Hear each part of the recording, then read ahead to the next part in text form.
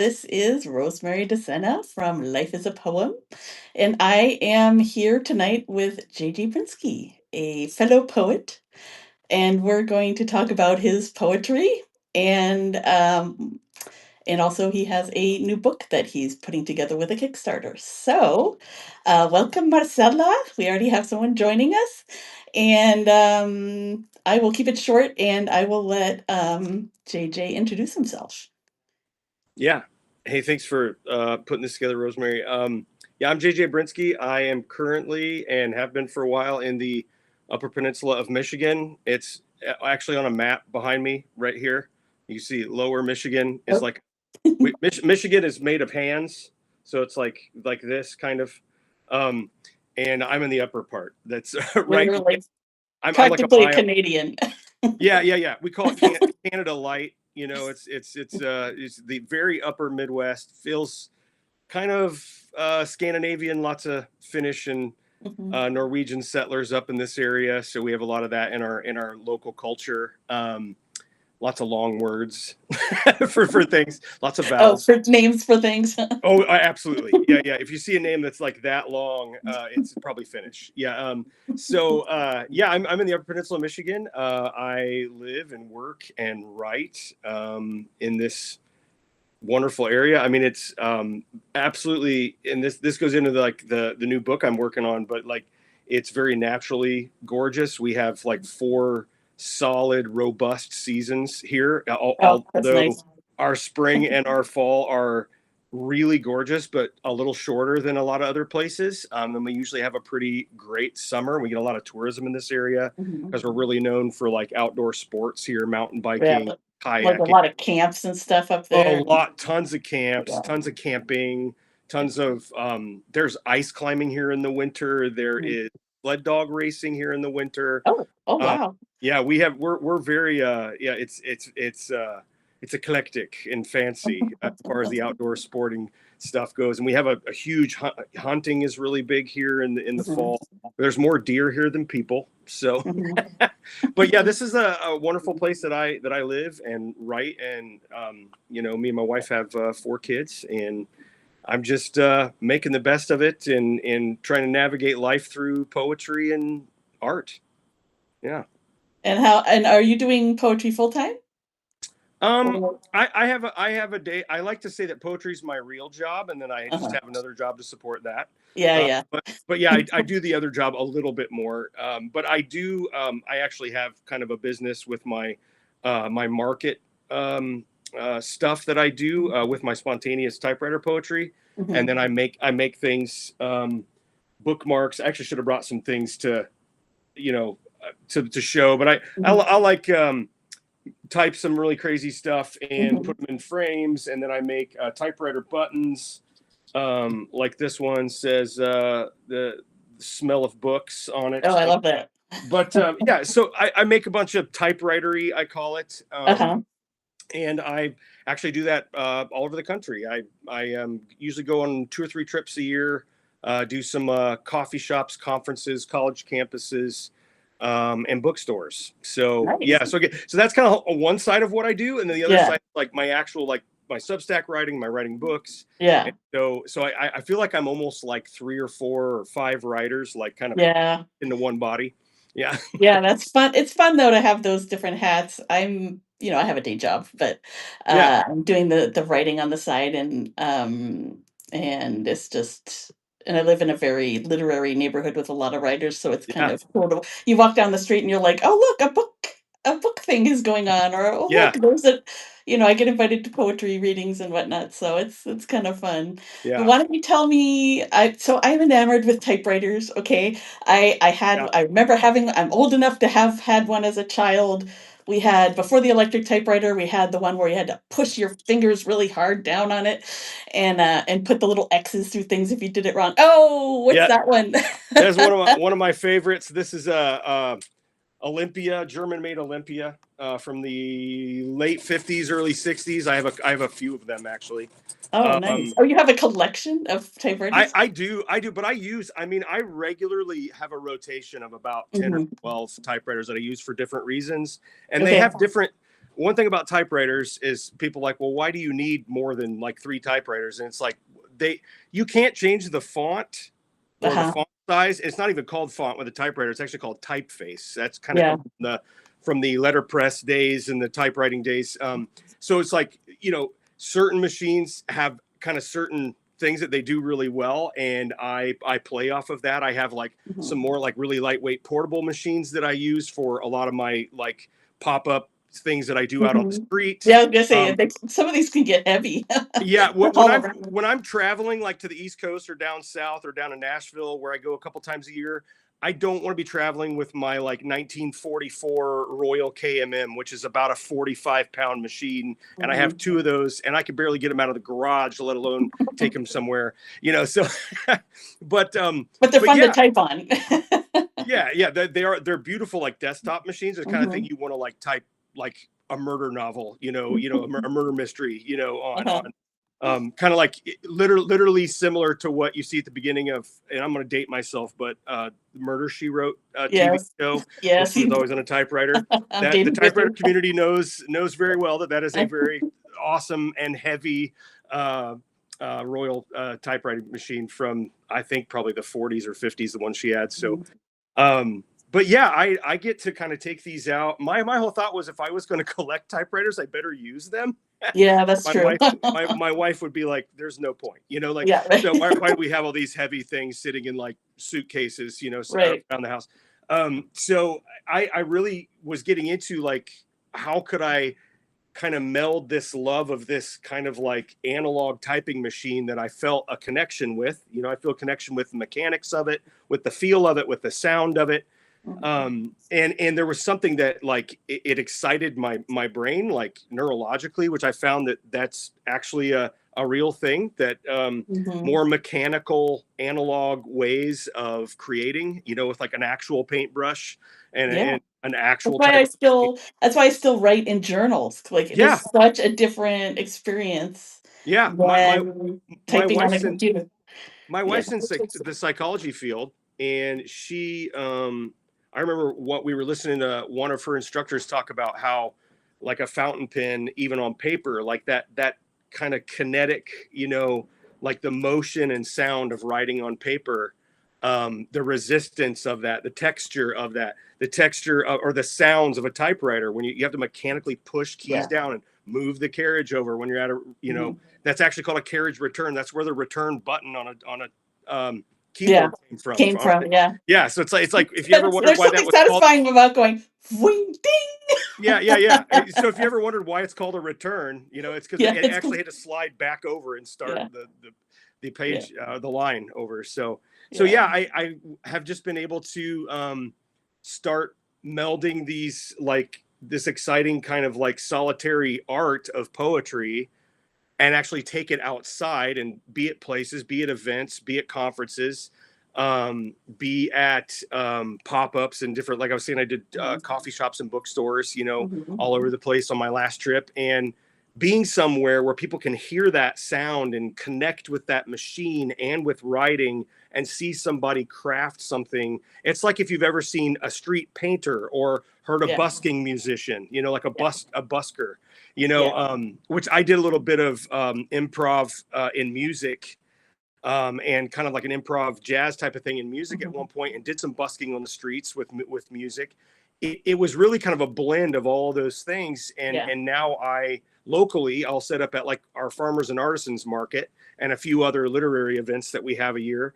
And I will just have a banner on the front of my table that just says, let me type you a poem. And so people give me usually like $10-15 and a prompt or two, and I'll ask them a couple questions. If it's a really serious thing, sometimes we have a real interaction and conversation. And sometimes it feels like a therapy session. Sometimes we're laughing and just, splitting our sides, just, holding our bellies laughing because it's something silly that we're writing about. And then other times it's like an anniversary, a grief poem. It could be really serious. I tell people I do everything from grief to Godzilla, because I wrote a Godzilla poem once. So yeah, super serious. It could be super whimsical and silly. I have some people that literally, they come up and they say, I want you to type whatever's off the top of your head. And I look right at them and I say that's dangerous, but here we go. So yeah, Good and luck. I'll always have fun with that, because I'll just Yeah. literally free write and just bang Yeah. something out in like 3 minutes. And Uh-huh. they're like, you just did that? And I'm like, man, you don't slow yourself down. I'm a big fan of Ray Bradbury. He said, you Yeah. don't think Yeah. when you Yeah. sit at the typewriter, you just write. Yeah.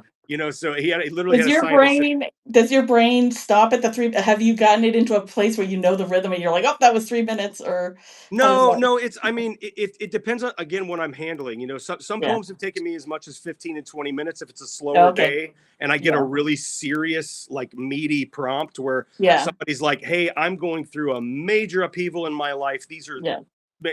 and I could tell I'm helping them process Yeah. through poetry. And so sometimes it becomes this kind of like, I call it like the bartender priest, kind of mentality, Mhm. where I'm kind of like meeting them with this art and with this articulation through words, and trying to like help them find their way through, maybe just a little bit further, 2 or 3 steps, 4 or Mhm. 5 steps through what they're going through. And maybe these words kind of give them a little bit of anchor, or a little Mhm. bit of like trying to create something that's a little bit more clear than the blurry picture that's before Mhm. them, whatever metaphor you want to use. So my question is, because I'm enamored with this, I keep thinking I do a lot of free writing. Yeah. And I'll like you said, like, blank out one of the I did publish it on my, Substack. It's one of the in the last couple of years of the like, I cried when I read it later because I was processing a breakup and I just, like, wrote without Yeah. thinking, and Yeah. when I read it back to myself 3 weeks later, I was like, "Holy how did that come out?" So, but how did you get into the typewriter poetry, and how long did it take you to get into this kind of it sounds like you've been doing it in a while and you have kind of a flow. Well, I've reached some points where I can hit a flow, or a flow Mhm. state, or whatever. It's a lot of muscle memory. I'll tell you Mhm. that, like, I was really challenged by a guy that I see some of my friends on here from Rabbit Room, our Mhm. commander in chief, Andrew Peterson, the writer and musician. He had written a nonfiction book about craft, the craft of writing, and he said, Mhm. writers write. Mhm. And that was stuck with me as like beginning of COVID, when we were all stuck inside. Mhm. And he's like, if you've ever thought about going back to writing, or going Mhm. back to art, or going back to creating something, now's a really good time. And I had already, like in 2019, kind of like slowly been writing more and more and more. And Mhm. I said, I'm really going to take this. I just decided I was going to take a half an hour to an hour. Well, at that time it was to an hour. Now it's Mhm. usually about a half an hour, 45 minutes if I can Mhm. scrape it together, every morning. And I'm just going to write. I'm going to, whether it's like a line I heard the day before. I have like a couple mottos that I live by, and one of them is write it all down. So like Mhm. I always show people, um, on my phone app. So I carry 2 things all the time. One is a Mhm. commonplace book. This is just a leather bound, Mhm. like field guide, type of thing, where Mhm. you're able to write stuff down in there, like physically. But then Mhm. I have probably written like 700 pages worth of stuff in my, like, you could just, like, if you look at my phone, Oh, your there's like notes? 2006 26 poetry, 2023 poetry, 2000, and both, all of those have Uh-huh. months broke down, Okay. and then days. And then I don't write every single day, but I would say most months I probably write 25 days or more, 24, 25 Mhm. days or more. And what I do is, if I hear something, if I think something, if I'm reading something, if I have thoughts on somebody else's article. Now with Substack, I've got a lot of thoughts going. I'm always reframing rebuttals to somebody's Mhm. stupid, notes posts, where I'm like, wait a minute, I just need to I need to could make that I into have a poem also. I have something to say about that. Yeah, yeah. Yeah. And sometimes it's just like a couple words or a Yeah. line, or sometimes it explodes into literally a poem or two. Mhm. I never know what's going to come out, but I always just try to give myself a little bit of time. I mean, I usually have like a prayer and meditation time for myself in the Mhm. morning. And I'm usually in poetry at some point in that. I read like liturgical prayers, and then I also Mhm. read poetry almost Mhm. every morning. Wendell Berry's one of my like devotional poets. Yeah. I So love I them. get into him because he's very Mhm. like, he's so chill, and I am Mhm. so not. And so he just like meets me where, like, I just need calm, and I need Yeah. birds and trees and everything Right. nice. So So what I do is I guess I came to the typewriter poetry after creating that muscle memory. I figured up the other day, you know how the 10,000 hours rule. Oh, You know, yeah. you become kind of a master after you've spent. Proficient. Yeah, Yeah, right. you become more of a master after you've done at least 10,000 hours of something. And I figured up the other day that I think since 2019 that I've probably written somewhere between 7 and 8,000 hours, somewhere around there. And I feel like it does come a little easier. It's like Mhm. something that you do with your muscles. Like Yeah. I've been riding a bike since I was 14. I've raced bikes all over the place, over the country. I've done 250-mile bike rides. I've done really stupid stuff in the winter, riding my bike when it was like 20 below and all this stuff. But I can ride my bike to work now with my eyes closed, dictating a note on my phone or in my memo app, listening to an audiobook all at the same time. And I'm not good at multitasking, but my body knows how to pedal a bicycle when I'm sick, maim, or lazy. So it's one of those things that like I can now, and I'm not trying to toot my own horn. I just think it really comes from like literally sitting down and Yeah. writing so many times that now I mean I took the risk. I'm a total like take the risk kind of guy. I'm ready, fire, aim. I'm already doing it. If I'm thinking about it, I'm already going to try to do it. Okay. And I'll take the risk. I'll make a couple mistakes. I'll correct it. I'll overcorrect it. I'll come back. I'll make some adjustments. And the first few times I did the typewriter poetry, Rosemary, it was okay. It was like, oh, this is cute. This is nice. And I had a couple of good ones, and I had enough feedback where people like, oh man, you need to keep doing this. This is like, I had one lady that was grieving her father who had died like 2 months earlier. And I had just one like short poem on grief that I had kind of written before she even came to my table. And I will Oh. have some of my small pieces that I'll like frame. Uh-huh. And she came up to me and picks this piece up and just starts weeping in front of me. And I was like, okay, if poetry is that powerful, I Yeah. want to do this. I Right. want to meet people in the miracle of poetry and Yeah. human connection and the divine and whatever else is happening with that. So that became something beyond what I thought. I thought I was just gonna like see if I could sell a few poems and make a little side business out of it that would help me support writing my books, and that would be kind of fun and cute. I actually hate the word cute when somebody walks Yeah. up to my table and, oh, this is cute, and I'm like, Yeah. does a guy looking like this think that he wants like a 60-year-old woman to call him cute? I don't know. It just you really want that? But no, I do think, I guess, long story short, I think that like the hours and hours of just writing regularly and building the muscle memory. I wake up thinking in lines of poetry now. Oh. Uh-huh. I concoct my like my reviews and my comments on Instagram, and I feel sometimes like I'm writing poetry when I don't mean to be, like where I'm like, oh crap, that was a line of That's a poetry. poem. And it's funny, I'll be in like an Instagram comment and I'll like literally highlight it, cut and paste it, and put it in my poetry notes app, and I'm like, I'm going to use that later. And sometimes I'm just talking and saying stupid stuff like this off the top of my head, and Yeah, I'm yeah. going way too fast, and somebody will be like, dude, that was a really good line, you should put that in a poem.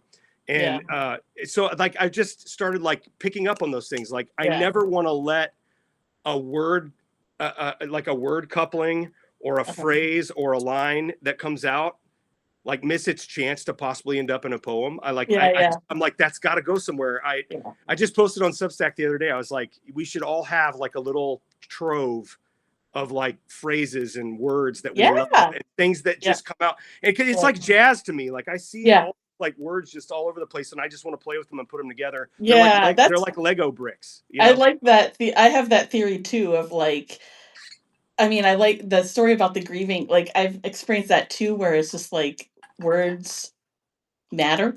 and Totally. Yeah. the synthesis of the poems where you're just packaging it. It's just anyway, it can be so powerful. But my other thing is that like language, so especially as everybody's talking about AI, AI, AI, my Yeah. thing is like, and I've always felt this way, but it's becoming more clear to me how important it is this playing with language, playing with concepts, playing with imagery, and So I try to do that. It comes out in different ways. I think just like that's why I like my free writing because Yeah. it's literally like running for me. Like if I'm using a pen on paper, I breathe different. Like, I'll get into that runner's high kind of breathing, and my Yep. breathing, like, gets into a rhythm, and Yeah. then my words get into a rhythm, Yeah. and for me, the poetry comes out, like, it's like, internal rhyme, it's not rhyming at the end of each thing, but Yeah. I there's do a a lot of lot that of too, or like rhyming in the middle. slant rhyme. Yeah. Yeah. Yeah. Yeah, I slant love rhyme, that. yeah. I love that stuff. So but just this idea that,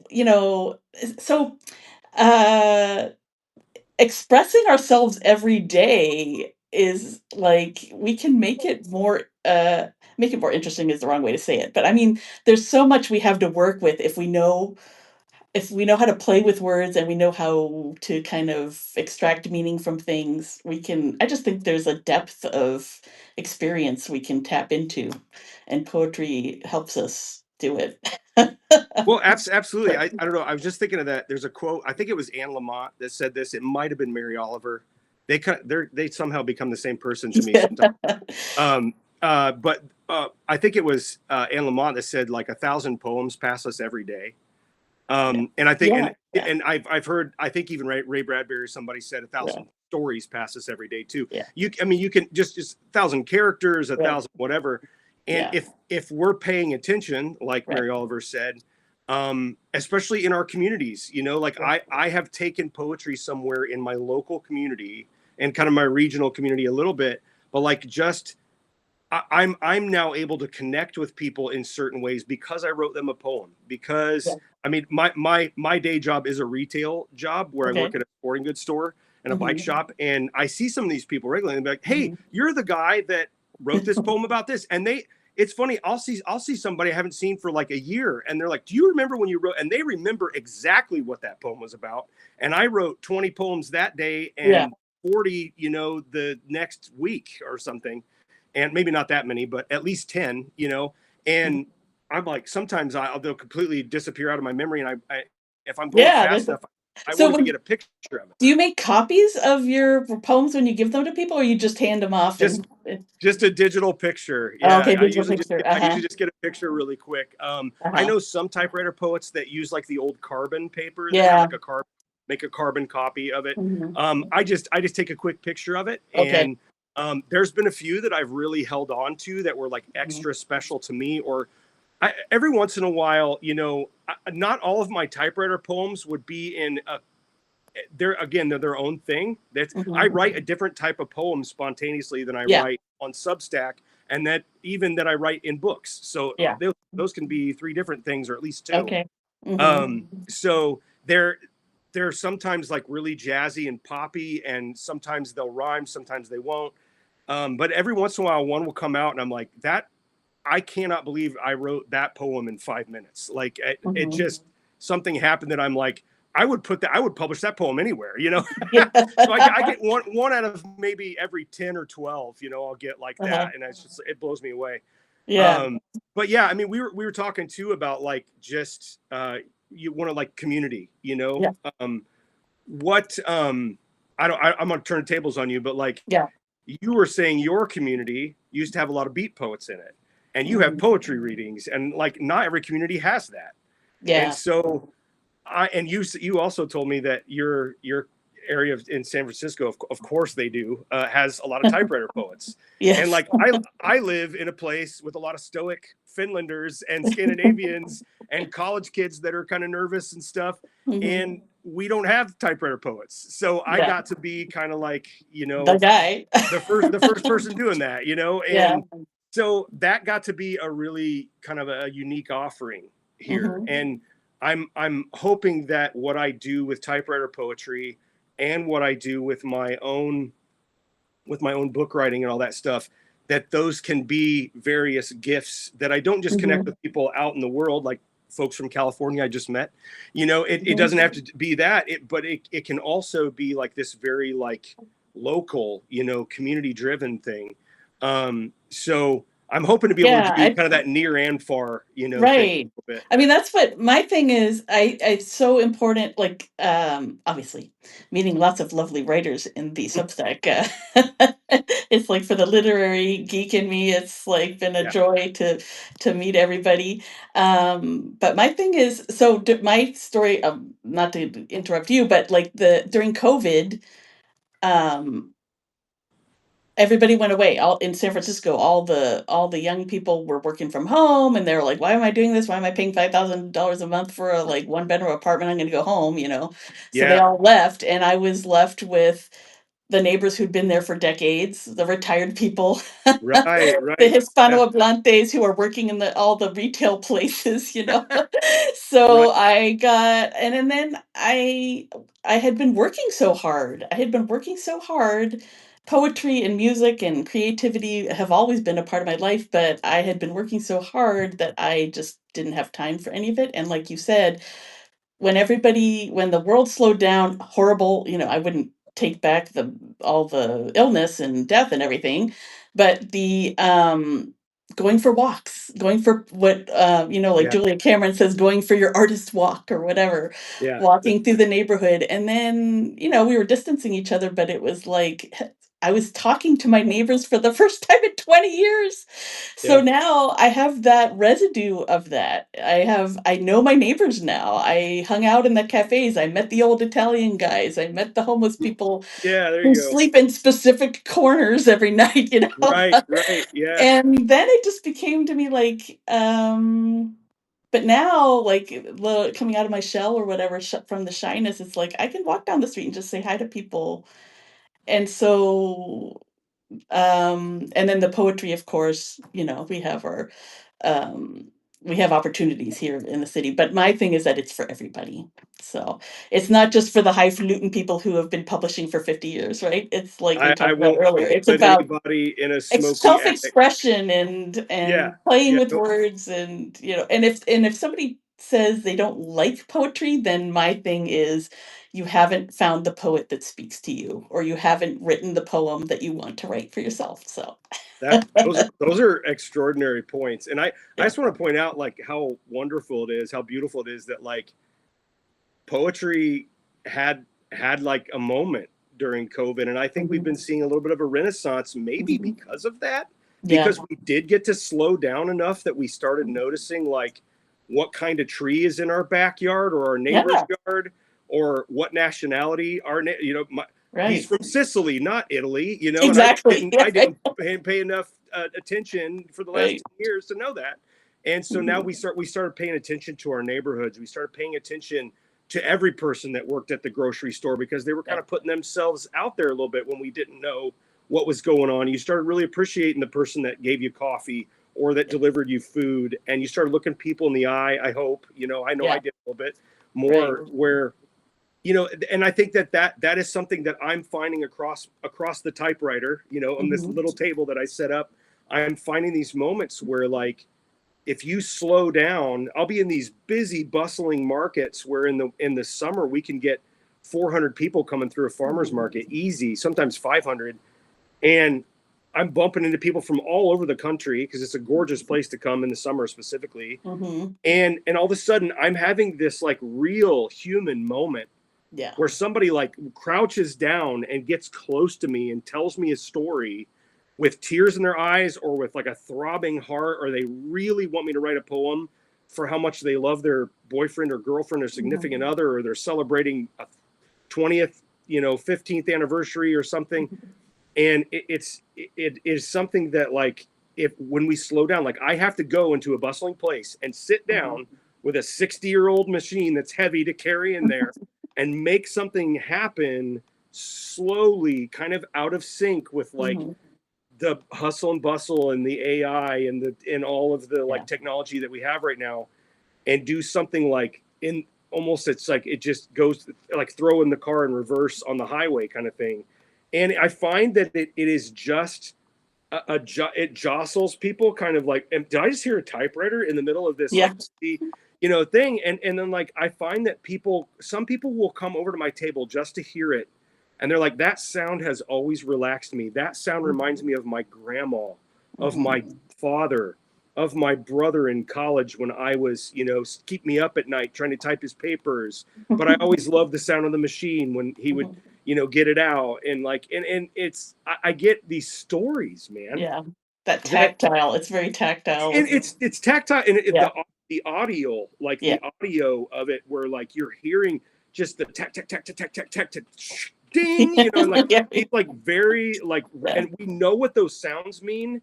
It's Yeah. like people know what a bike bell sounds like if they've never even heard one, but you just like, there's a sound to a bike bell, there's a sound to a typewriter, that when you hear those keys going off, like people know what that is, even if they've never ever actually seen one in person.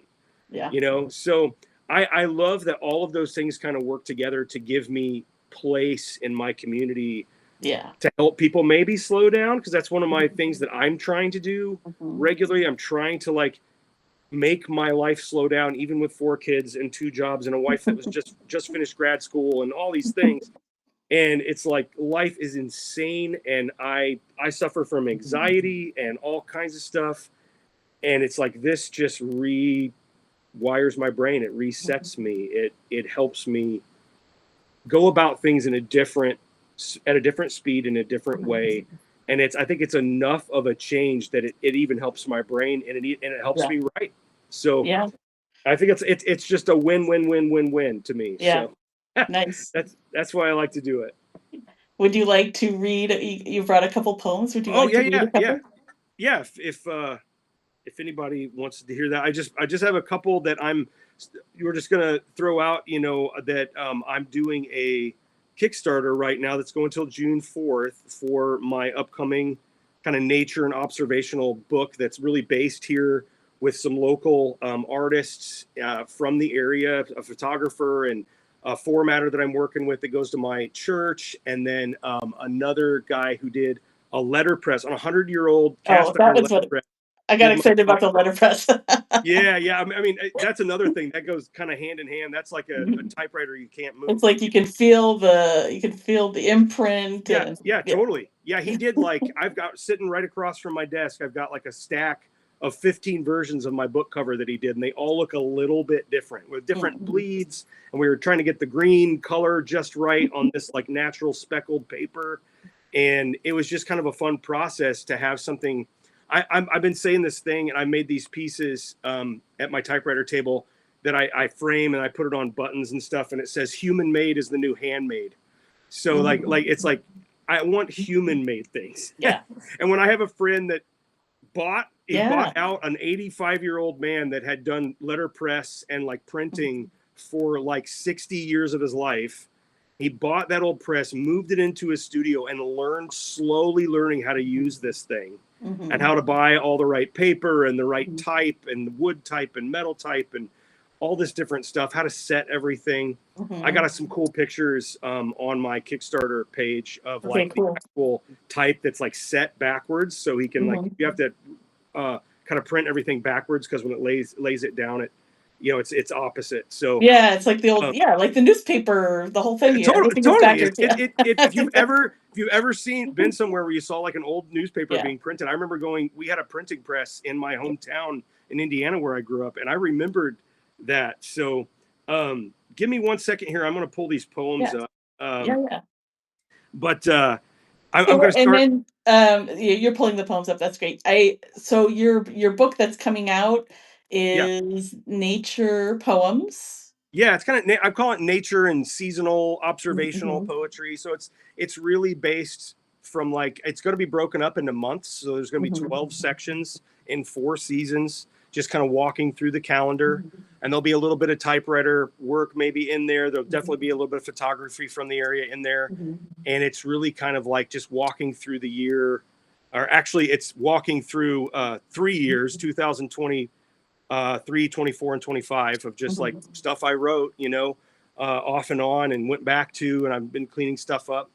But yeah, so it's actually called Terrestrial Poems. If I didn't mention the name, I've been throwing stuff up about it on Facebook and Instagram and Substack a bunch. Actually, the Substack community has supported me the most so far. So Mhm. everybody, give yourself a round of applause. It's on here.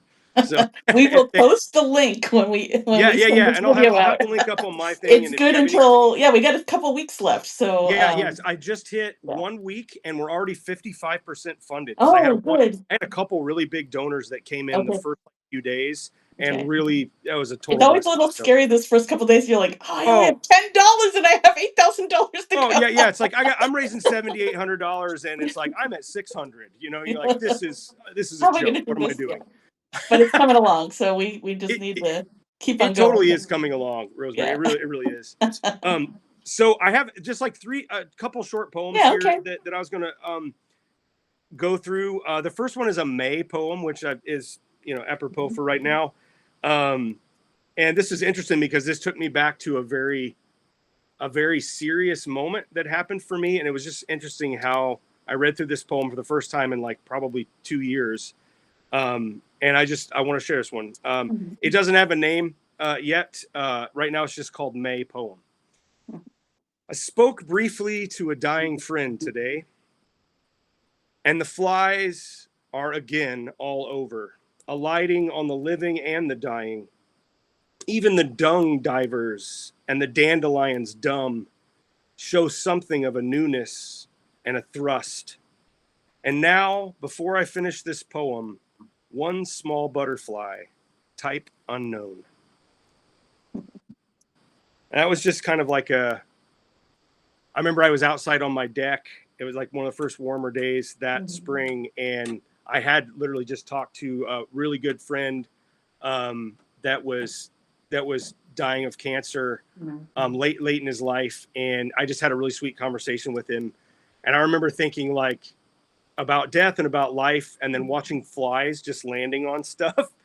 And then, but I was brought from like the flies to the dandelions, and then a butterfly landed, and it was like it just felt like death was happening, but so was life, and there was just kind of there was a moment there, Yeah. Yeah. and I Definitely. can't quite describe it better than that. But I have another one here. I think this was for more like a fall poem. It's called Amber Lit. Warm bulb in a nest of needles, unchoked by the gasping sap. Amber lit again, the darkness could not comprehend. These are like really short ones that are going to, there's going to be a lot of like kind of short mixed with longer poems. And so I picked a few of the short ones because they're easy to read. And now you get a winter poem because we just came out of a 6.5 month winter this year. We started getting snow in November, the day before Thanksgiving this year, and it didn't melt until 4 weeks ago. So yeah, we get an awful long winter some years. I forgot about seasons. I moved from Pennsylvania to California years ago. I kind of miss Pennsylvania's not upper peninsula Michigan, but we definitely had seasons. Pennsylvania gets some weather though. They definitely do. Yeah, my joke was always like, as soon as the tulips come up and Easter's around the corner, you get a blizzard, Yeah. So we always have a joke here that as soon as you put your snow shovel away, whether it's April or mid-May, it's like, we're going to get one more snow. Here we go. I've seen snow in June in the Upper Peninsula. That's no fun. Oh, wow. And you're not in the mountains. No, we just, it's just Canada. It's just, yeah, we can get, if we get a cold northern wind that comes across from Canada, I mean, I've seen it 40 degrees in July in a morning. It was 27 this morning. Wow. So we could have gotten snow this morning if it would have precipitated. So yeah, we've been between like 70 and 55 and 27 the last like 3 days. So we don't know where we're at. We don't know what we're doing. Yeah, I have one more short little go ahead. winter poem called Flake Soft. And this is about snow. Flake soft. Oh, let them fall, tiny and sacred, profoundly light upon the gloom, a glaze and a sugar to sparkle on the tongue of our mood. Collectively quiet, we shall not speak or point and scare them away. I've probably written like 50 poems about snow in the last 20 years. So maybe more than that, maybe 100. But I really, there's, when you're around snow enough, you start seeing such variations in different temperatures. And all kinds of different textures and things, and old snow and new snow and Right. packed snow and loose snow and heavy snow and light snow. Yeah, it gets. It gets You'll get a lot of snow poems. If you're missing snow, you will have an opportunity in my November through February stuff okay, yeah. will That's be really great. snow intensive Oh, I love in it. the new book. In Yep. San Francisco, well, people make fun of me because I take like daily pictures of the status of the fog. Yeah, you guys And have some but breathtaking again, fog. it's like every day it's like, yeah, it's fog, but like the layers are different, Yeah. how it Yep. floats across the sky. You got low fog, you got high fog, you got it Yeah. coming in, you got it going out, you got you got Yeah. sun, you got fog and sun. Anyway, it's just it's I find it fascinating. And that's the poet in me is like I can literally just like go I was at a restaurant once and not about fog, but just like about the poet kind of visual, like paying attention to little things. Yeah. But Yeah. Yeah. there was one of those heater lamps outside and it was above and it was like sparkling with the like electric whatever. Yeah. And the waiter comes by and goes, are you okay? Do you need me to fix something? And I was like, no, I'm just looking at the patterns in the It's in so the fascinating. Yeah. in the little electric thing that are sparking this way and that. But yeah, the paying attention to the weather is a thing, and I think I don't know, like when you're a kid and you're reading poems that you can feel like, oh, this is a little boring. I find it fascinating. I love Mary Oliver. I love Wendell Berry. I love the nature poets, and there's more of them, but those are the two that top of my Yeah. list. Yeah. And just that paying attention, you can find so much in it. Yeah. Yeah. I mean, I think that's where a lot of my I do commute by bike to my job. So like I have a little bit slower moving means of transportation, which allows me to like watch dragonflies and eagles flying over the Mhm. lake, and mergansers, which are kind of like loons. Mhm. And I mean, I saw an eagle today and immediately wrote like 3 lines about an eagle that'll probably make it into a poem. Mhm. And I'm also listening to a Wendell Berry novel right now in my earbuds on my commutes. I tell people I read through my ears most of the time because when I'm on my bike rides is a lot of times when I'm reading novels. Mhm. I keep audiobooks for novels and some Mhm. nonfiction, and poetry I read physical copies like almost always. So, and Okay. yeah, a novel here and there, but like it has to Yeah. be a special one. Yeah. Stories. I like hearing stories Yeah. being told to me, and I like having a hard copy so I can like look Yeah. at it and stuff. So if we have any like hardcore folks that are watching right now, and you try to tell me that I'm not cool for doing that, we can get an I argument later. think I'm like all about the reading aloud thing, whether it's poetry or Yeah, stories. yeah. And I'm seriously, I think I might do my own version of it. I think there's actually a Substack called the Reading Aloud Club or something like that. I've seen But I've seen something like that. Yes, yeah, okay, yeah, and but I also have thought of doing that. Does anybody want to read? Just we used to do yeah. that in our family. It was like I don't know, just like somebody would find in me. My dad used to like it was an annual event where there was a Kurt Vonnegut short story that he wrote for the Saturday Evening Post in like 1971 or something, and it Sure, was very humorous. It wasn't like any of his other stuff we think of him for, sure. and it was called "Who Am I This Time?" And my dad would read it to us like once a year. We'd like, okay, let's do it. Let's have the reading. Yeah, yeah, And getting into character and doing all that stuff, but. That's also why I think it's important, or I try to in Substack do the audio of the poems because I think like reading it is important and also hearing it is important. I think yeah. both of them. No, When I have you a read friend it, on you here. find your own cadence. When you read it, you find your own cadence and you think about the words your own way. And then when you Mhm. listen to it, it can come alive. Yeah. So No, I've said that in our poetry groups. One of them that I help lead an open mic every month, and we talk a lot about how like I think half of a poem's worth is when you hear it out loud, or mhm. hear somebody else read maybe a poem you wrote or a poem you like. Mm, Where you're like, oh man, they read that, and now I'm getting all kinds of different things from that. mhm. And I want to start using that feature. I have a friend on Substack. You guys should all check him out. Named Mark Rico, and Mark has a beautiful. He has a purring voice where it's like super soothing and calming. And he writes, he's a real good form poet. And Okay. there's not a lot of great modern contemporary Yeah. form poets, and he shines in his form poetry. Mhm. So when he reads it well, you pick up on the Mhm. rhymes and the meter really well. Mhm. And he always has the audio feature. I haven't figured out how to do that yet because I'm clumsy with some of the Okay. features. So I'm hopefully going back, like you just said, like I Yeah. want to start using that Yeah. more myself because Yeah. I I think do it on my iPhone. I do it on my iPhone and then I upload it. So that you can do that also. yeah. They have it in the Substack where you can do it, but my iPhone's fine. I read my post and then I do it on my iPhone and then I upload it and Oh that yeah, works. Yeah. yeah. I have to start doing that because I Yeah. picked Yeah. up a little bit nicer microphone to use for Oh, like nice. poetry reading things, Yeah. and I should just start doing that because most of my poems don't take more than 2 minutes to read. Yeah. Yeah. So that's Nice. that's really good. I think that a lot of us should probably challenge ourselves. When we're talking about editing poetry in especially what I'm getting ready to do for my book. So it's written and compiled, but we're gonna be doing some heavy editing in the next like 2 to 3 months, and before I have the book sent out in Mhm. in September, and it's like reading those poems out loud. I'll go through all of Mhm. my poems probably somewhere in the neighborhood of 15 or 16 times between the first couple edits that I've already done and the last like proofreading edits.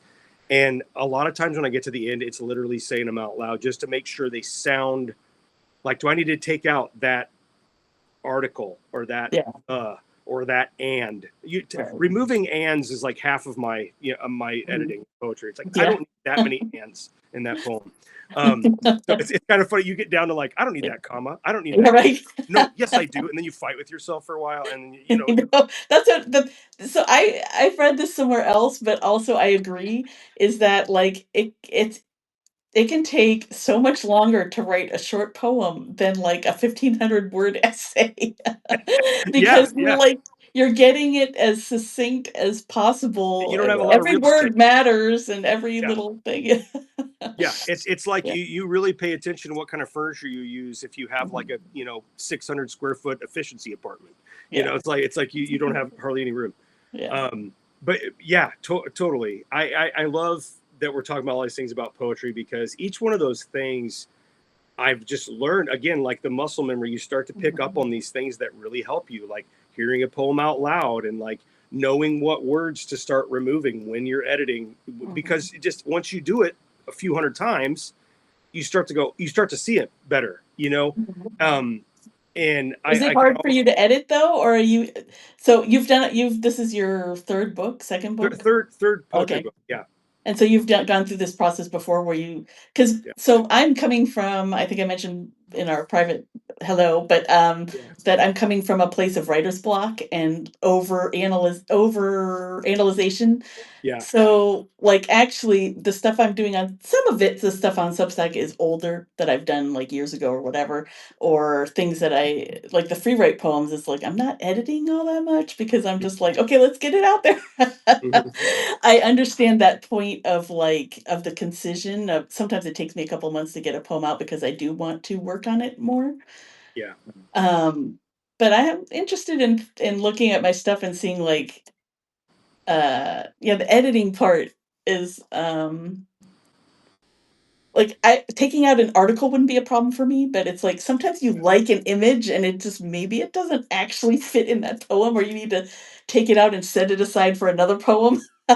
Well, that's that's So that's where that's where like the middle rounds of edits come in because uh-huh, that's when I invite once I've gone through the poems 2 or 3 times and I start kind of like ordering them where I want them and filing some things down. That's when I invite. There's actually 2 or 3 people on this live right now that I've invited to. I can see at least 2 or 3 of them that have helped me edit some of my poetry, okay. and they know my voice. They know Mhm, my poetic voice. They know who I am. Some of them I know really well, and I've even been to a couple of their houses. And so, like mhm, when you spend time with people, like I trust these people. I yeah, know what they're all about. I know their writing. I know who they are, and they know who I am, and they're going to honor my voice, but also challenge me at moments. And then I invite different types of people, and I invite a specific few people in at the very end of the middle editing to be hard on it. So at the beginning, I'm like, okay, what's working here, guys? Yeah. What do you like? What would you maybe change, or what really doesn't sound well, or isn't coming off right? And I've had people point out some things that I thought were clear as day, like this poem makes complete sense. And I've had like 6 of my friends in a row be like, dude, what are you talking about? This doesn't make any sense. And There are words. I've had complete rewrites, of poems where I had like one stanza worth of a poem that became like a 4-stanza poem, that became a whole lot more. I remember my friend Spencer really challenged me. He's a super analytical, super brilliant guy. He works with computers and stuff that I don't understand. But he sees stuff really, really well, and he's very intelligent. And he's like, I think you've got way more of a poem than just this. Just these like 8 lines. I think you've got like, this needs to be like a 28-line poem, or, whatever it was. And I remember he challenged me to just go a lot further than I was like, had an idea that I kind of laid up, but they needed to go like another 100 feet further. And so and it really challenged me. It took me a while to like rewrite the poem, but I needed that kind of a push. I came out of that and I'm like, I almost feel like I need to like, put him as a editor and collaborator in the poem, because he did, just by having that idea, took the poem light years past where it was going to be. And that's why I love keeping other good writers and poets and friends in my life, knowing that a few are going to bust my butt on some of these, and a few of them are going to be nice all the time and give me a hug and tell me I'm so good at what I do and everything's wonderful and beautiful. And then there's going to be those other people that I know they're meticulous and they're just going to catch everything. And so I need all those people. You need those meticulous, like dot every T and cross every I type people, that you need those people right at the very end when you're proofreading. I was like, I need somebody just to look for any little mistake.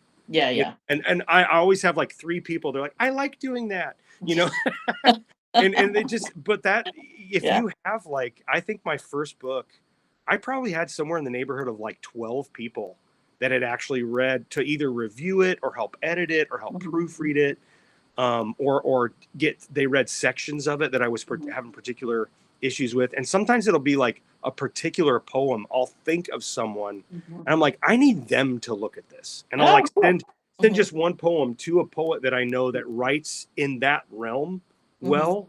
And so like knowing other good poets, I mean, again, seeing like a few of their names here makes me really super happy. And you can say hi. Yeah, hi Carissa and Kelly and Chris and Kirk, and Ashlyn is here as well. Oh my gosh, yeah, you guys, Noah's here. Man, there's some cool people in this room right now. Actually, yeah, and half of those people all of those people I just mentioned, you should all follow them on Substack because they write. Right, that's why we want to mention names. Yeah. Kirk, if you want really good folksy poetry reading, you need to follow Kirk Jordan, who's on here. He's fantastic. And then everybody I just mentioned, those people all can write.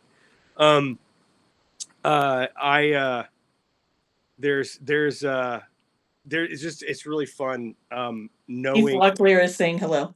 Yes, hello Heath. Yeah, and I think I've just met Heath on Substack here. So no, I guess I just want to say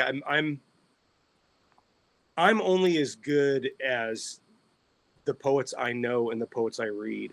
And actually the poets I know personally, I think take me even further, I mean, I could talk about my love of, Wendell Berry or Dylan Thomas or Robert Frost or whatever all day, or Lee Young Lee or whoever it is. I could talk about all these things, but like, I know Carissa Sylvia's writing well enough and have heard Kirk read enough and have heard Chris Yockel write about like little poems about leaves, and it like just stops me, and I listen. I know their voices as much as I know Dylan Thomas, and so it's like, and trusting them and actually talking to them about things, and like we've workshopped a lot of stuff together. When I get to do that's really where the community, going back to the community stuff, Rosemary. I mean, come on, that's Yeah. that's not just the community that I get to like actually like interact with in my art, but then the people on the other side when I'm doing my books and when I'm doing my like where I'm really trying to get the best distilled versions of what I write. And I've got Yeah. these other people in my life that they've honed in the craft of poetry and reading poetry and really analyzing poetry and squeezing it for all it's worth. And then just to be able to trust those people and have those people in my life and to be able to text some of my friends and be like, can you just look at this one line? There's something Yeah. wrong with this. What word would you use here? Yeah. So like So that's great. I've been writing in Spanish, and it's not my first language. It was like, I gave it up in my first year of college, right before getting more fluent or whatever. So yeah, those are, I do that a lot with the Hispanohablantes because I'm like, oh, number one, there's like a idiom problem, right? So like, Yeah, yeah, I have we one day I read through all the things I had written in my journal or whatever it was, and I was like, American idiom, like, and it was like we just and a lot of biblical, obviously. There's just so many things that have just come from Bible passages that you're yeah, like, not that other cultures don't use, but they have different ones that they're going to use, right? yeah, yeah. So we have our English version of things that come through, and Yeah, but when you get into uh, like Mexican Catholicism yeah, right. or There's a like whole South nother. American Catholicism, you've got a lot more idioms and saints and different things that I didn't grow up with. Right. They're going to be So, painting different pictures and picking up on right. different things. Yeah, So my Spanish poetry is a little more what I would call simple is the wrong word, but it's like I don't have the ability to play with the language isn't as great right now, but I'm still doing what I can. But yeah, I'm always like I have people here on Substack. This is a great place to meet people. A couple people from Argentina that have helped me out. I have some Spain people who are literary and or teach languages for yeah, their day job, and I can say like, how would you actually? I had one where this was more of an essay, but I'm a twin. I have a twin brother, and so in English we just say my twin or my fraternal twin is what we yeah. say. In or no, the joke was is that I would say I have a twin brother, and people would say you're not. That's not a thing because they don't know that we don't walk around saying I'm fraternal, or I'm identical, right? In Yeah. Spanish, there is no word for twin without the. It's either you're identical or fraternal, and there's no differentiation. So I Okay. had to reach out to a Spaniard to say, like, okay, the joke is in English that I would go to school and they'd be like, you're not a twin because you have a twin brother or whatever. Yeah. And it did language wise, it didn't work in the other language. So I had to, so stuff like that. It's fun to like have people to kind of bounce ideas off of and word choices and that kind of stuff. So I agree with Um, you. just I just got to thinking I had to actually scroll up to see who else was on this live, and I have a really good friend who's helped me edit my last couple poetry books named Sarah Spradlin, and she is fluent. she's she's a fluent American. She's also a fluent in Spanish and has lived in Nicaragua for the last several Oh, years. nice. And Yeah. so she would be somebody that you should definitely read, but then also maybe ask some questions too. Sarah's Yeah. a wealth when it comes to. She's written quite a few poems for us where she's read it in Spanish and then we'll read it in translate it in English for us. Yeah. And she's really good at it. So and Nice. she's working on compiling some poems, and hopefully we'll have a book out sooner than later at some point for us. And she's gonna. I think there'll be a lot of Spanish elements in Oh, there. nice. And Yeah. living in Nicaragua and stuff. It's always I fun think when we're on like a Zoom call or Marco Polo with yeah. her, and you hear like crazy birds and like jungle stuff in the Oh, she's background. in the jungle. And I'm like, Yeah. man, you live in such a different place than me, and it's so wonderful. Uh, Yeah. but Yeah. yeah, Sarah's a wealth when it comes into Spanish speaking and poetry. So yeah, it's funny that I'm getting to like make connections here. I'm like, oh, Yeah, you need to right? talk to Sarah. Yeah, yeah, yeah. She's very very I'll good. look you up after we get off camera. Yes, yeah, yeah. Please do that. Um, yeah, was there anything else that we were gonna? I mean, I guess I just have maybe a little bit about my Kickstarter, but other than that, I don't know what else we're gonna Um, talk about. tell me about so you like we talked a little like you call yourself the Mad.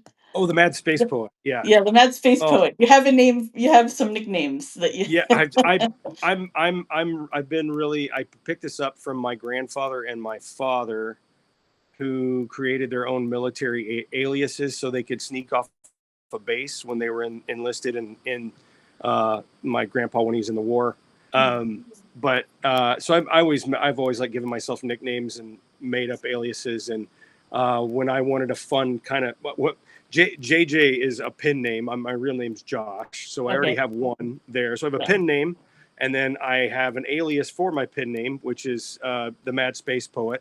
And then somebody last year, when they read a bunch of my winter poetry, called me the Abominable Snow Poet. So I have I like that that. one. And then Okay.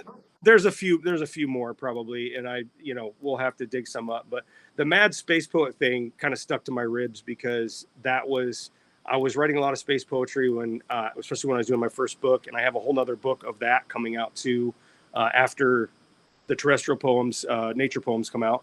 I'll be doing another space and cosmic poetry thing. So when that I got that from Wendell Berry. He kind of has this like where he rants and raves and talks, because Wendell Berry's so funny because he writes beautiful poems about nature, but then he's got a lot to say about environmentalism and capitalism, and he's got some like poems where he's kind of flies off the handle a little bit, and so he started calling himself the mad farmer, and kind of created this kind of like almost voice inside of himself to throw these, to kind of like channel these really rant and rave.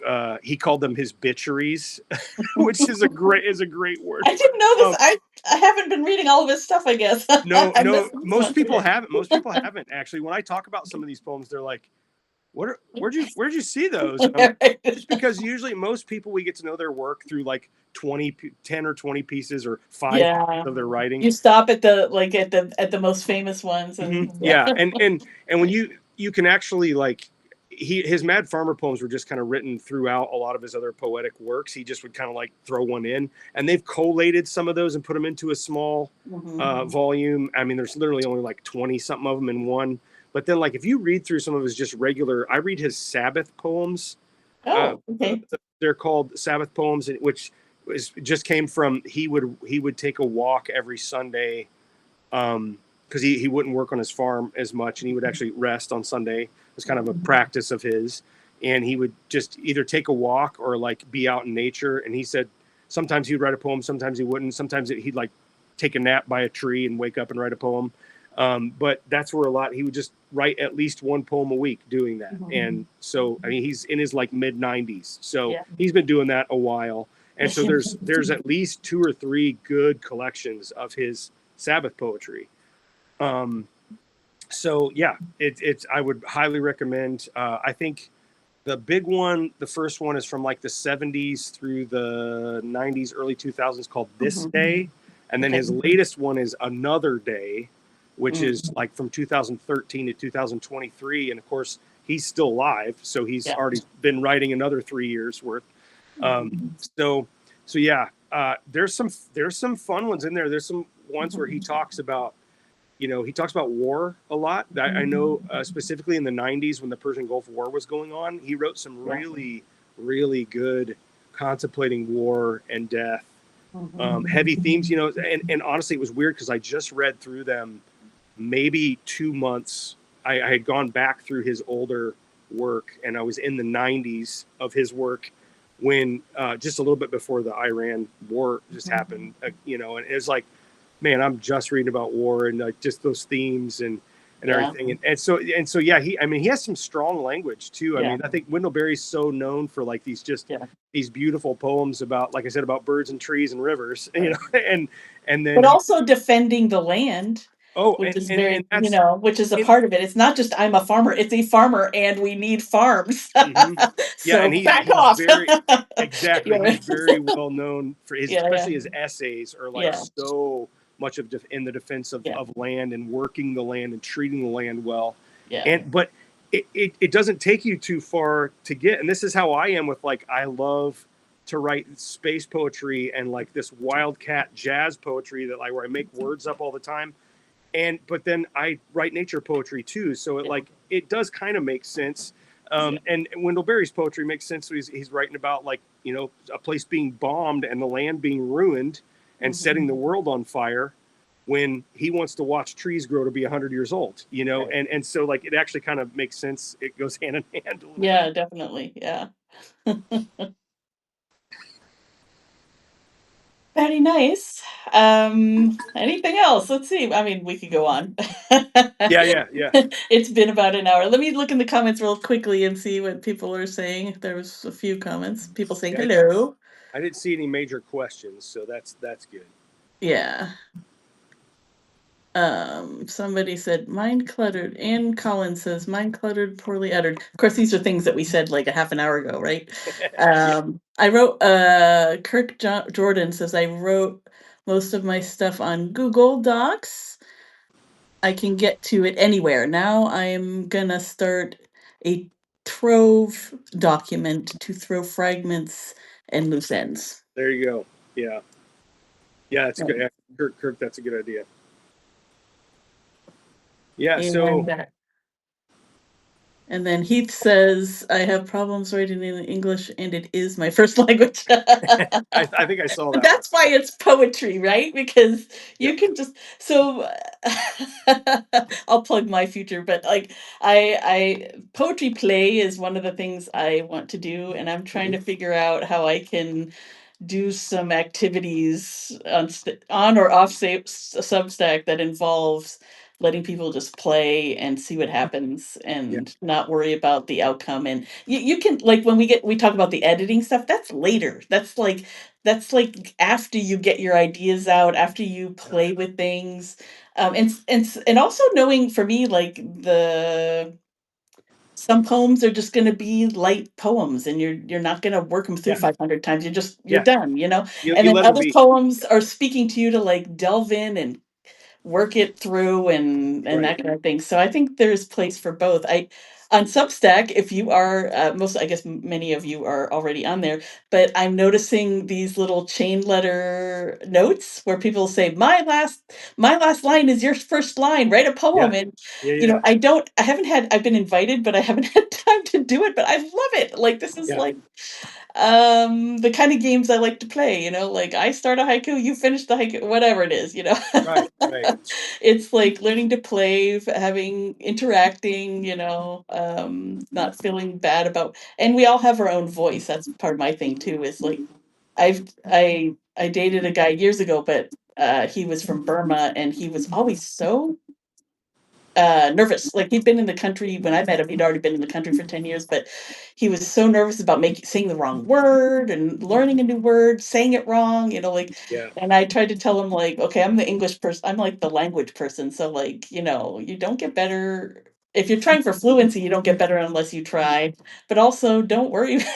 It's yeah. like playing. You'll have your own way of saying things, and we'll figure it out. And I'm trying to give myself the same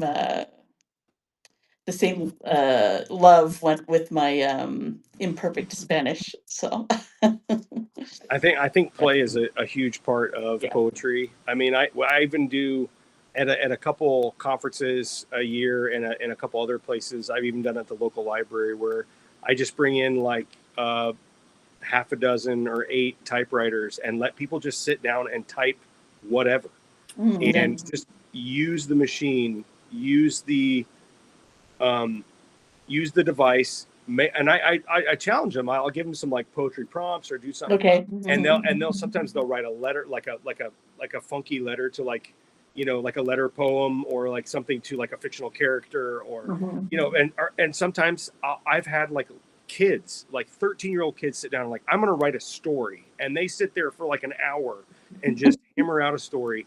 And so it's really cool when Yeah. you give people the opportunity to kind of, like, you give them a little bit of room to work in, but, like, Yeah. just go for it.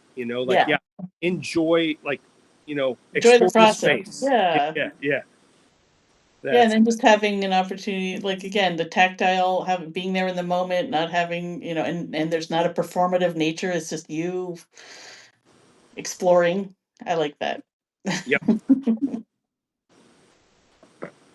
All right. Well, let's plug your Kickstarter one more time. It's called Terrestrial Poems. Yep, yep, yeah. We're running a Kickstarter crowdfunding campaign. It's already 55%.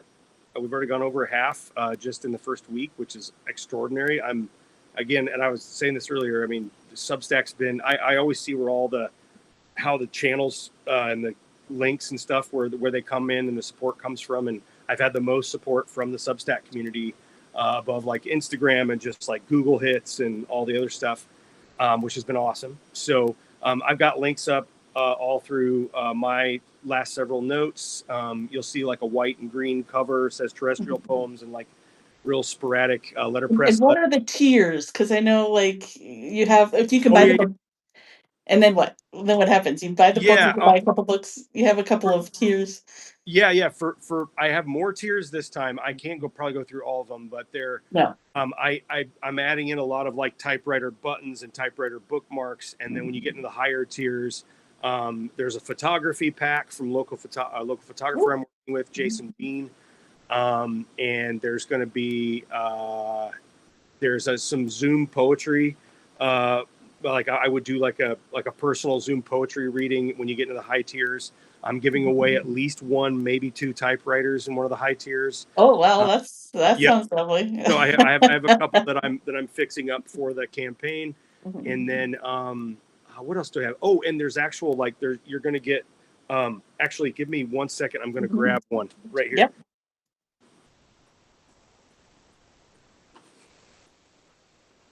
So there'll actually be some like prints of that's an actual print from the letterpress. So Oh, nice. we'll have Like a some frameable print of the cover. yep. And those are some of the like the original test prints, and then there'll be some actual like really nice prints. So I have like seconds and test prints on one tier, and then there's like actual kind of art prints, and all pulled off of the letterpress my friend Nice. Phil uses. So yeah, there's all kinds of fun stuff in there. So there's in your mix and match, there's going to be a couple stickers involved with it and little stuff. You can add some of the things in at the end. I'm even offering custom poems, so you can like actually say like I want you to make a poem up for me. So there'll be some fun things with that too. So yeah, it's going until June 4th. We got about 2 weeks left. I usually do about 3-week campaigns. So the fact that we're already halfway is really good. But there usually is kind of a slow spot in the second week, and then it kind of ramps up at the end.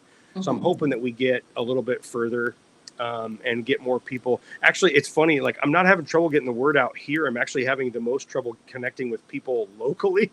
Oh, For really? Oh, some the people reason, that you're yeah, putting into your I know. And it's like I'm making this for you guys, like I mean for everybody, but like that. Yeah, it's like very themed for the area. And it's just I've been having some issues with Facebook of not like I feel Oh, like my stuff's not moving around that's a Facebook. problem. Yeah, yeah, I joined Instagram basically for my local people. I didn't join it for I was putting off I had Facebook because 'cause I'm yeah. old enough Yep, same with me. to have added all of my, childhood friends on Right. there when it first started. But Instagram, I was like, I didn't wanna do it, and then, every time I went to a poetry reading or to, like, a restaurant where a local band was playing or whatever, and I'd say, "How come I keep missing you?" You know? They'd say, "Oh, because Yeah. we're up on Instagram."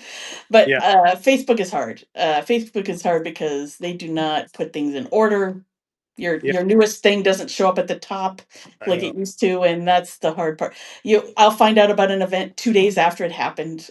So I know.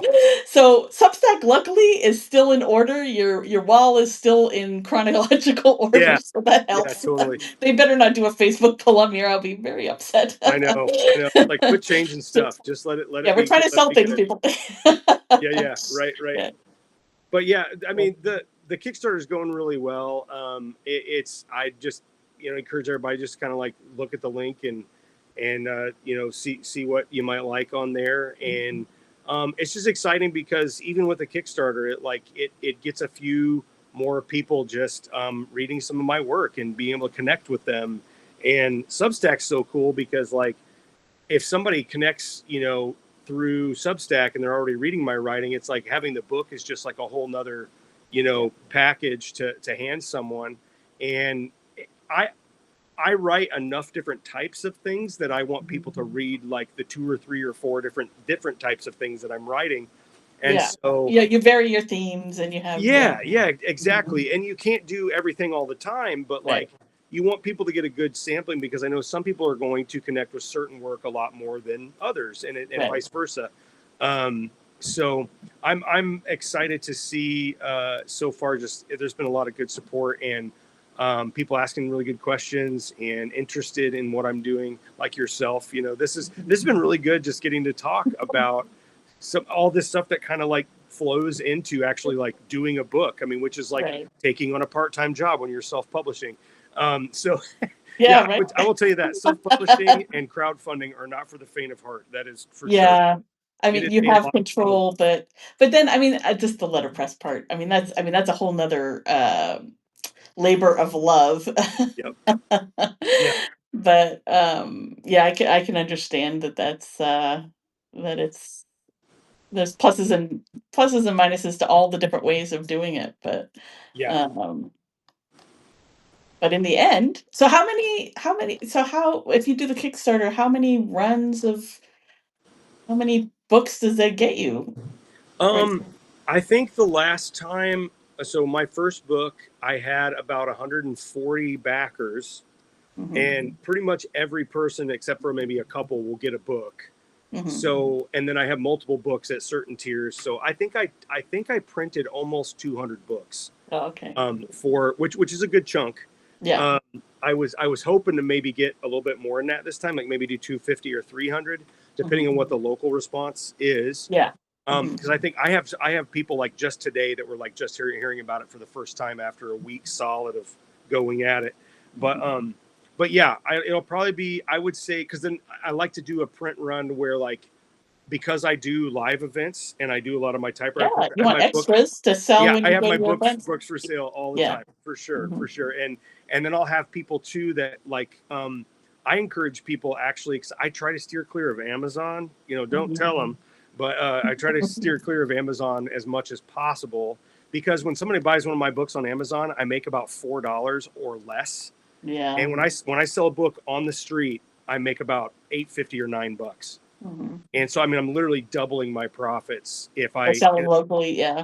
So Mhm. I tell people, like, you know me on Substack, you know me on Instagram, DM me and I will send you a copy, and I'll make more money on it, even with the Yeah. with the Fewer shipping. shipping, yeah, right. Yeah, I mean, it's crazy how little money you make when they Yeah. do print on demand through Amazon, through Ingram Spark. I mean, it's just, yeah, you end up not making much money. It's like, oh yeah, it'd be great if I was selling 5,000 books, but when you're selling less than 500, Yeah.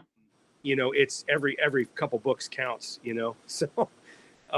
So yeah, I'm doing a lot of these things deliberately too. I mean, I'm doing Kickstarter to raise money, and make money that will carry forward through the year, for my writing endeavors, and put a little bit in my family's pockets. And But there's something about the Kickstarter for me that I personally like because it is like that community part. It's like yep, I backed somebody in their project yeah. and like I made it happen. Anyway, it's No, like it it's is a you're more right though. you feel more ownership. It's like I got a book in the mail and I Yep. yeah, you were letter pressing because of me. I don't know. It feels good, to kind of make that connection. It does, Yeah. and I've found that the people that have backed the Kickstarters, like, they get connected to the work in a special way. Like, they're like, I put value on this because you put value on this and put yourself out there, and then you finished the product and made it as good as you possibly could for the money that you raised and the time that you had, and you feel like you had something that had a little bit more community hands on it. Like I said, with Yeah. like the editing and with the artists that I've worked with to do my covers, I like getting people involved, and Kickstarter's a way to get more people involved, and it those people get people involved, and it kind of creates a little community. And Yeah. I almost haven't thought about it. you know I mean, we say crowdfunding, but it's almost community funding, Yeah. and because like there's certain people that I only met through Kickstarter because they heard about it through somebody else, and they're like, hey, I had somebody come to my last market event. We just had our first opening market this last weekend, And she said, I actually met you at a market and followed your last Kickstarter, and I've been following all your stuff ever since. And I had no idea who this person was. It was like, wow, you and This is she said, yeah, when you say market, you mean farmers market or yeah, the yes, we do like like, a farm. It's farmers and okay, okay. artisans market. Mm-hmm. And so she was visiting from Milwaukee and had come back to visit this summer, or early, in May here.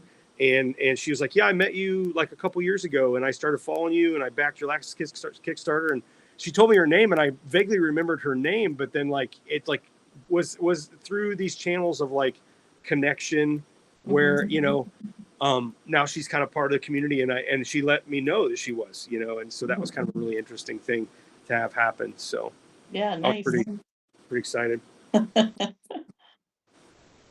Community is where it's at. That's right.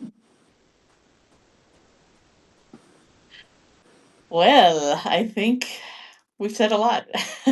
Yeah, that's about all I got in me, I think. So, but I mean, I can talk for a long time. I probably should not talk past a point. So, yeah, Well, I'm so happy to connect with you and to yeah, talk about your poetry, and it's always fun to see where people are different and similar yeah, in totally. their approaches to art. In this case, poetry art. Yeah, And I think, yeah, it's a good.